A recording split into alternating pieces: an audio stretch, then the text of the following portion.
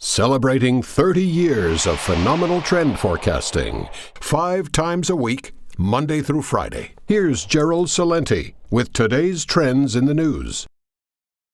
Hi, this is Gerald Celente. It's Wednesday, November 2nd, 2016, and here are some of today's trends in the news. On the market fronts, not a good day.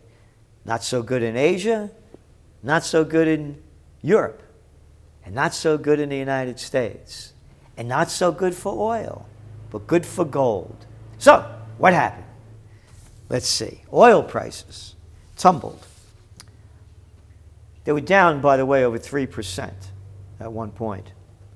On Wednesday, after a record weekly build in U.S. crude stocks added to worries of all-time highs in OPEC production that suggested little could be done to rein in a global glut. Wow, blow me away, man. Whew.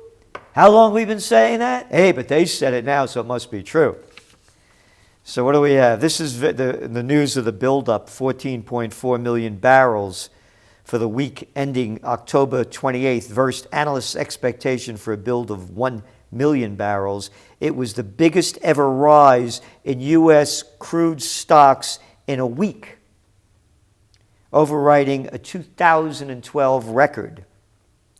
Quote, "This is very, very, very bearish.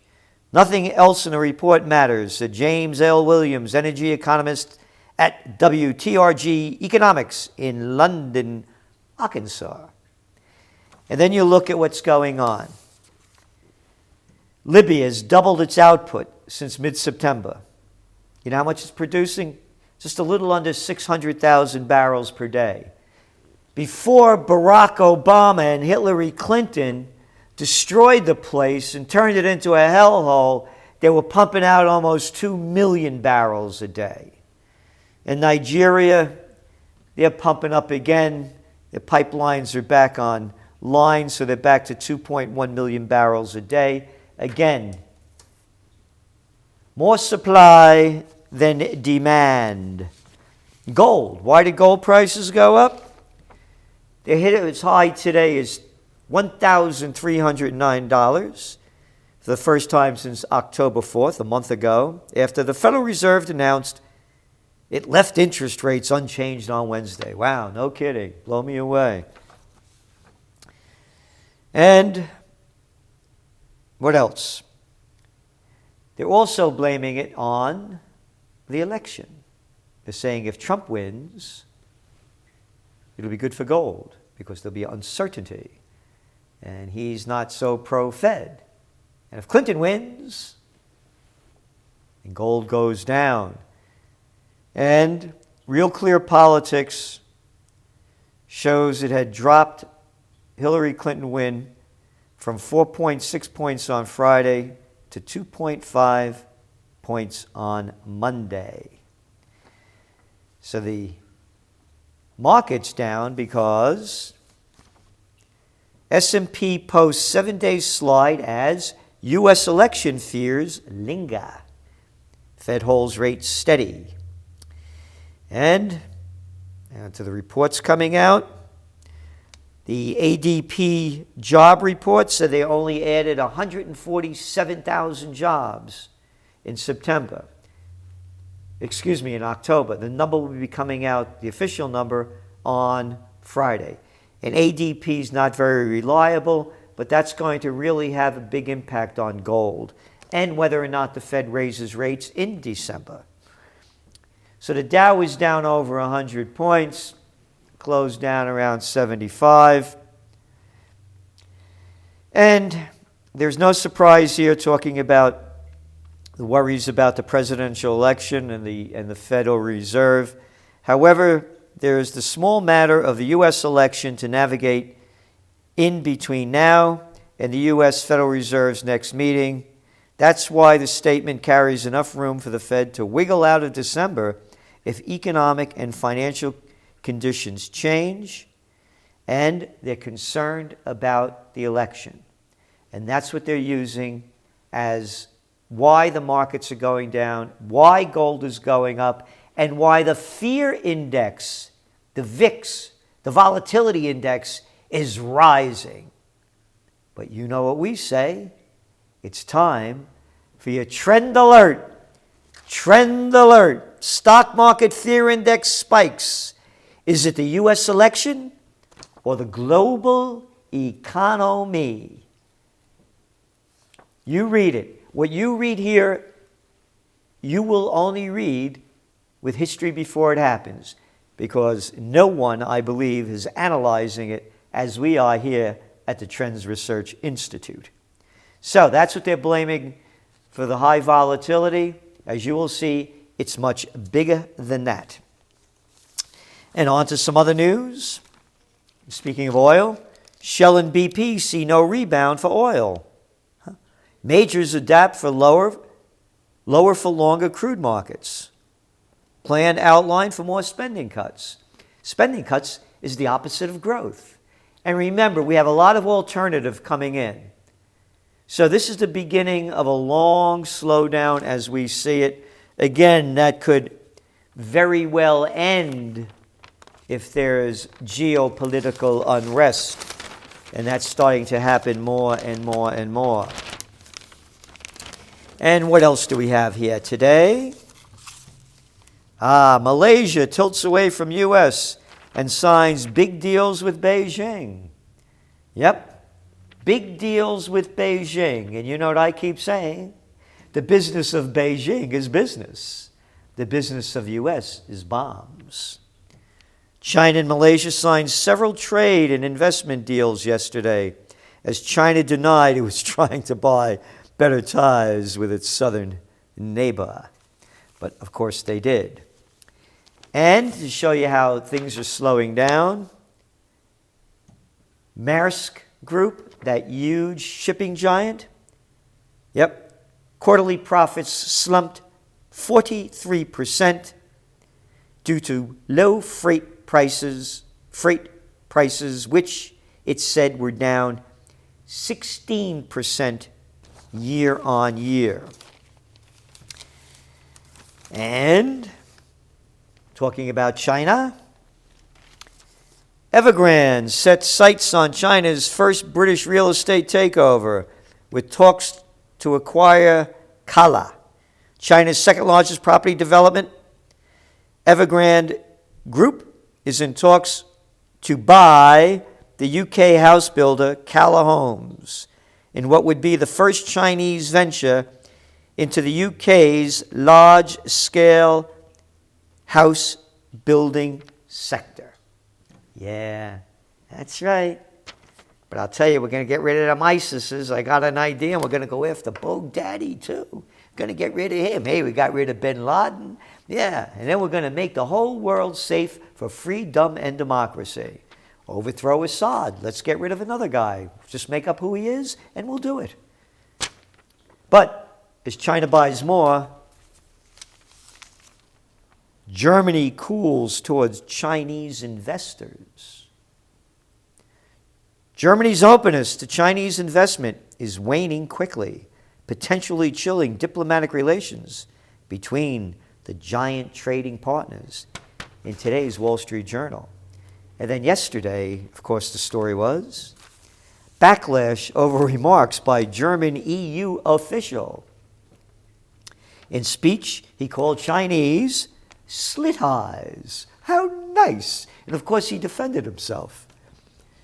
One of the most powerful people in Brussels, Günther Oettinger, has come under fire for reportedly referring to Chinese people as slit eyes and sly dogs in his speech to business leaders in Hamburg. Not reportedly, he did it. It's on video. It's playing everywhere. So, there you got it. Mr. Oettinger responded, it was rather crude expression that was in no way meant to be disrespectful to the Chinese. These little lying guys. Again, China's buying up the world. America's going broke. And one thing I always keep talking about is how there's no fourth estate left to give us real news. There used to be, the fourth estate was the media, the press, to look over the first estate, the second estate, and the third estate, the executive branch, the judicial branch, and the congressional branch. It's dead. We've been talking about it. Our CEO, Gerald Celente, former editor-in-chief of Gannett News, has been writing and speaking about it for many months here at conferences, in the Trends journals, and other places. The reality is in front of us. Gannett breaks bad news to Trump in takeover talks. Newspaper groups ends month-long pause to consolidate U.S. market. Gannett, the newspaper group that owns USA Today, has terminated takeover discussions with Trump, the owner of such titles as the Los Angeles Times and the Chicago Tribune, when at one time they were privately owned and they were great papers. Quote, "It's unfortunate that Gannett's lenders made their decision to terminate their role in the transaction without the benefit of Trump's third quarter financials," the company said in a statement. The third quarter financials? Try these financials. New York Times reports 95.7% fall in quarterly profits. How about those financials? How about the Wall Street Journal is also seeking a, quote, substantial number of applications for a voluntary redundancy program as the business title absorbs the impact of a collapse in advertising revenues that has caused turmoil across the print media landscape. How about Thomson Reuters said today it would cut 2,000 jobs, or about 4% of its workforce. The media is dead. It's turned into a Facebook, Twitter, and Google Alert News. That's why the value of your magazine, the Trends Journal, the Trend Alerts, Trend in the News broadcasts, we suggest are unrivaled. They're getting smaller and dumber. We're growing bigger and smarter. Obama makes late push for Trans-Pacific Partnership deal. Yeah, remember when he was candidate Obama? He was going to kill that, NAFTA. Didn't like it, folks. Going to revisit it, he says. And of course he lied. We wrote about it as it was happening during the campaign trail. How they apologized to the Canadians and said, no, that was just for public consumption. But will he make it? We don't think so. And then finally, as I said, the United States business is war and bombing, and the business of China is business.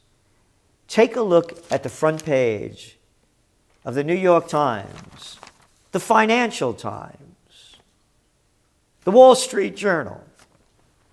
Basically the same picture. Seeking safety as battle enters Mosul. An Iraqi boy struggles with his livestock on Tuesday after fleeing a village near Mosul controlled by the Islamic State. Remember I said there is no media. It's all consolidated. One picture, one thought, and propaganda. If this was Aleppo, they'd be showing fathers carrying dead little children from the destruction from the Syrian and Russian Air Force, trying to get rid of ISIS over there and America's moderate rebels.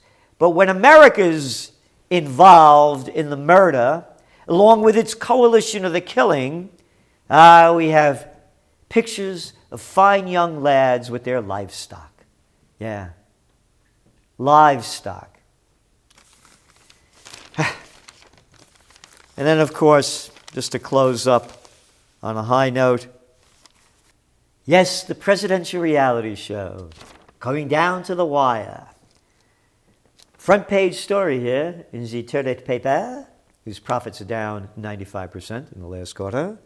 Black turnout drops, boding ill for Clinton.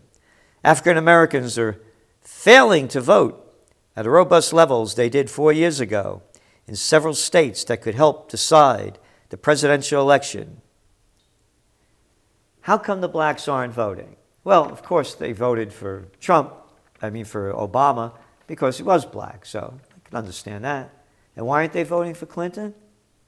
Could it be because Slick Willie Clinton wrote about it in Trends 2000 and in the Trends Journal since it's been happening, back in 1994. The Violent Crime Control and Law Enforcement Act of 1994. Yep. Provided fundings for tens of thousands of police officers, drug courts, and mandated life sentences for criminals convicted of a violent felony after 2 or more prior convictions, including drug crimes. It mandated life sentences that were known as 3 strikes and you're out. Yeah. And who's in most of those jails? In the jails that have more people than any place else in the world? A lot of minority folks. Guess they don't like the Clintons. Oh, and all you Bernie fans? Yeah. You're BS Bernie. He voted for that too. But that's only history. But with the Trends Journal, Trends in the News, and Trend Alerts, it's history before it happens. This is Gerald Celente, and that's some of today's Trends in the News.